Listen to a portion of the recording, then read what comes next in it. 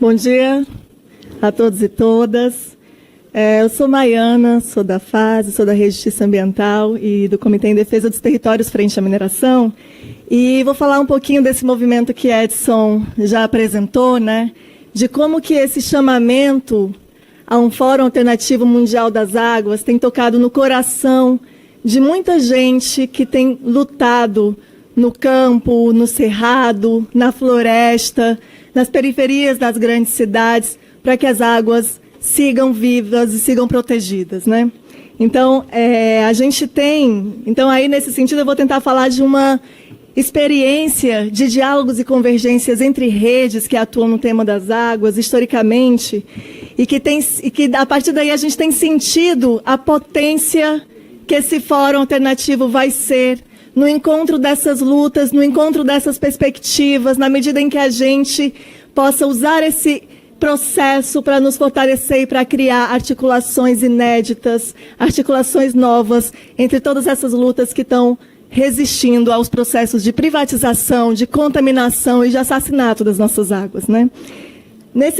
Então, eu vou tentar, na minha fala, trazer coisas que a gente tem aprendido desde a fala do movimento dos atingidos por barragens, desde a fala da Associação Brasileira de Saúde Coletiva, da Articulação Nacional de Agroecologia, da Articulação São Francisco Vivo, do Movimento Tapajós Vivo, da Articulação do Semiárido, das Pastorais Sociais, da Articulação dos Povos Indígenas Brasileiros, do Fórum de Mudanças Climáticas e Justiça Social, da Articulação Antipetroleira, da Articulação Antinuclear, da Rede Nacional de Advogados Populares, do Fórum Brasileiro de Segurança e Soberania Alimentar, da ANA, da Articulação Nacional de Agroecologia, do Grupo Cartas de Belém, da Cartas, enfim, de vários atores que se reconhecem nesse chamado para que estejamos juntos construindo um espaço, e não só um evento, mas um processo de lutas que nem começa e nem termina em março de 2018, porque são lutas históricas e são lutas que a gente quer ver fortalecidas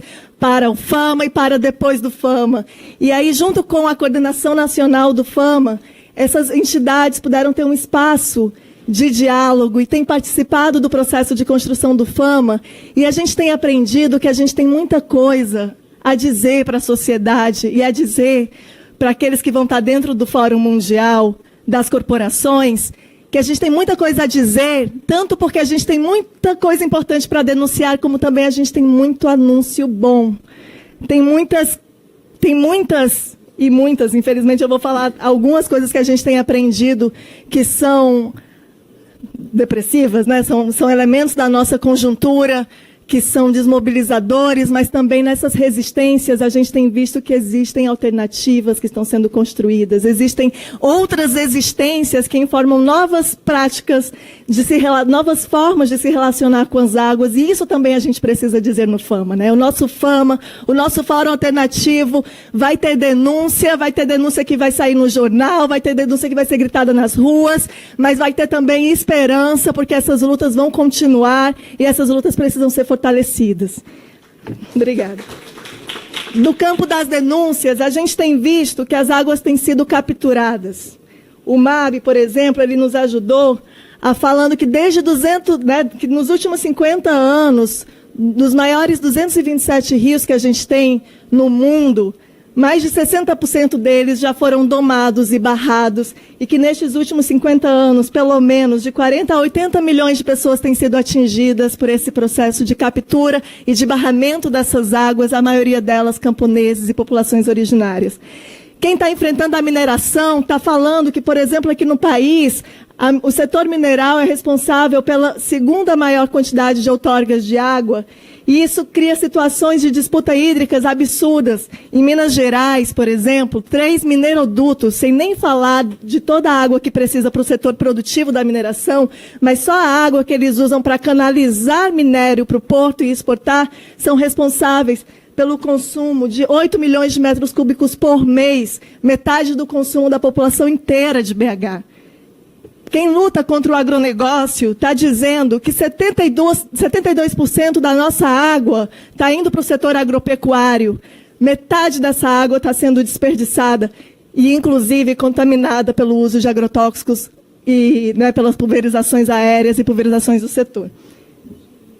Quem luta contra o polo petroquímico e os impactos dele na saúde, na vida das pessoas, denuncia que no Rio de Janeiro, no polo da refinaria Duque de Caxias, por exemplo, você tem ali uma refinaria que consome por dia 41 metros cúbicos de água, enquanto na vizinhança você tem moradores da vizinhança que passam um racionamento de água, que eles têm acesso à água 3 ou 4 dias por mês. Dessas denúncias, que aí teriam várias que vieram à tona quando a gente se juntou e se escutou, veio também a denúncia de que a captura das águas é das águas superficiais, mas também está sendo das nossas águas subterrâneas, que os nossos aquíferos estão secando pelo investimento dessas grandes empresas em poços profundos, em licenciamentos precários e também... E isso foi uma outra questão que a gente aprendeu junto. Essa captura não é só das águas, é uma captura do nosso sistema político, é uma captura corporativa do Estado, porque se tem grandes corporações, também você tem comitês de bacias que estão sendo capturados, você tem uma Agência Nacional de Águas que estão sendo capturadas, você tem legislações que estão sendo capturadas. A gente aprendeu que as águas estão sendo contaminadas e, mais do que isso, quando nós chegamos nesse espaço hoje, a gente teve a oportunidade de passar pela linda exposição que o MAB fez das arpilheiras, e atrás das exposições das arpilheiras, quem pôde ver, viu as fotos do que foi um rio inteiro, uma bacia hidrográfica inteira ser assassinada. Né? Não sei se vocês viram a exposição fotográfica, se não viram na chegada, vejam, por favor, na saída. A morte do Rio Doce... ela indica para a gente algo que foi chocante na televisão, no sistema de mídia internacional, inclusive, mas por trás disso tem uma lógica muito mais perversa. Não é só quando acontece uma quebra de uma barragem, de um rompimento de uma barragem de rejeitos, que o rio é assassinado. A água é assassinada quando a canga, quando o quadrilátero ferrífero, que na verdade é o quadrilátero aquífero, é explodido para se extrair minério e aquela água vira rejeito. O assassinato está em todo o processo produtivo, que faz com que a nossa luta a nossa crise hídrica é uma crise de injustiça hídrica. Isso é o que a gente aprende, que a gente tem a denunciar quando a gente junta esses vários movimentos e redes para falar sobre as lutas pela água. Mas para não ter uma fala, porque meu tempo está encerrando, só de lamentações, até porque uma das coisas que a gente tem reivindicado, que o Fama seja um espaço de esperança, que a gente possa olhar para essas resistências e também nos sentir mais fortalecidos, porque... nós não somos dominados, né? Nós temos também muita vitalidade, nós temos potência. Eu queria falar que a gente tem muita coisa para anunciar. Esse anúncio passa, por exemplo, por tudo que a gente tem a dizer, por tudo que a gente tem a dizer sobre a água, sobre o que é água para a gente.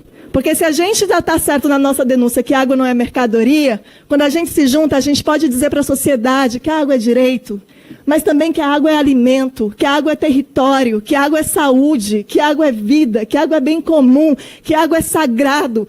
Tem várias coisas, várias narrativas que a gente pode construir em defesa das águas que comunicam com o coração de pessoas que não estão nessa sala, que estão na sociedade, precisando escutar isso. A gente vê também que existem nas nossas resistências, na resistência desses povos, outros saberes, outras formas de fazer, de lidar com a questão, com as águas, que não passa pela lógica da privatização, da mercantilização e da contaminação. É a lógica do cuidado, é a lógica da partilha, é a lógica da solidariedade. São tecnologias sociais de acesso à água, de distribuição da água, que não são os grandes projetos impactantes. Se a gente chama essas experiências para serem ouvidas e para serem vistas na sociedade, a gente vai ter um marco emblemático de mostrar que quem, na verdade, sabe se relacionar e sabe pensar as águas desde uma outra forma que não é da privatização, não são essas corporações que estão reunidas, inclusive com o apoio da Agência Nacional de Águas, e estão falando qual que é o lema, desculpa, Edson, qual que é o lema do Fórum Mundial das Águas? Compartilhando água. Não são eles que sabem compartilhar águas, eles sabem capturar, vender, sujar e assassinar as águas, e junto com elas todas as populações que estão tentando ser guardiões dessas águas. Por último, a gente tem que refazer o nosso desafio, é reformular o olhar que recai sobre as águas, para desconstruir um pouco aquilo que a gente aprende nos livros, né? Que a água não está só no seu estado sólido, gasoso e como que é o outro? E líquido, pelo amor de Deus. Está sendo gravado, né? Imagina. Vai passar no YouTube, vai virar... Mas a água não está só nesses 3 estados, sabe? Que é o que todo mundo aprende na escola. A água, ela está num estado vivo. A água de que a gente trata, ela está no estado vivo. O ciclo hidrológico que a gente olha não é só aquele ciclo da água, né? Que seca, evapora e volta. Nesse ciclo tem pessoas, tem gente lutando, tem empresas, tem Estado. Esse é o olhar que tem que estar marcando o nosso Fórum Alternativo Mundial das Águas, porque esse olhar não vai estar no Fórum Corporativo. E, por fim, fora Temer, mas fora todos os que nos roubam, que nos contaminam e nos sujam as águas.